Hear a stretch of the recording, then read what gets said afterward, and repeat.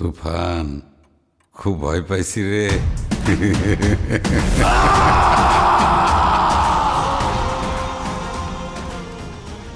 তুফান আসমানে যেতে চায়, তার সাথে যে যেতে পারবে না তাকে তুফান জমিনে গেড়ে দেবে।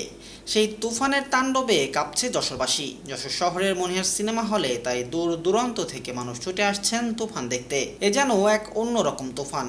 ঢালিউড কিং খ্যাত অভিনেতা সাকিব খান তুফানের মূল আকর্ষণ।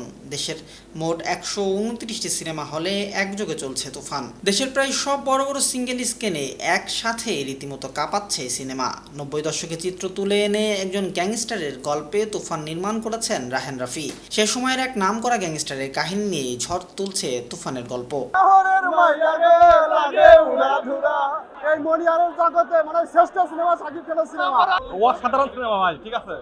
সাকিব খান চঞ্চল দিয়ে অসাধারণ সিনেমা। এই তুফান সিনেমাটা ভালো লাগছে। এখন সাকিব খান ভাই ফাটাই দিছে, চঞ্চল চৌধুরী ভাই ফাটাই দিছে, অস্থির ছবি করছে ভাই, অস্থির ভাই। পর্দায় এক নতুন সাকিবকে দেখে মুগ্ধ হয়েছেন দর্শক। সিনেমা দেখতে আসা দর্শকরা বলছেন তুফান আন্তর্জাতিক মানের একটি সিনেমা। সাকিবের অভিনয়ে মুগ্ধ দর্শকরা প্রশংসার তুফান তুলছেন।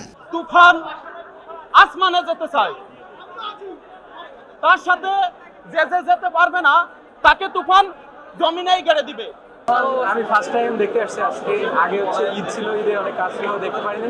সাকিব খানের আগের সিনেমাগুলো এভাবে দেখা হয়নি, কিন্তু তুফান যেভাবে অনলাইনে প্রচার দেখছি সেই হিসেবে তুফান দেখার জন্য আসছে। তুফান সিনেমাটিতে আরও অভিনয় করেছেন ভারতের মিমি চক্রবর্তী, বাংলাদেশের চঞ্চল চৌধুরী, নাবিলা, মিশা সওদাগর, ফজলুর রহমান বাবু সহ আরও অনেকে। যৌথ প্রযোজনার তুফানে যুক্ত আছে বাংলাদেশের প্রযোজনা সংস্থা চরকি ও আলফা আই। ভারত থেকে যুক্ত SBF, Raihan Siddique, voice of tiger.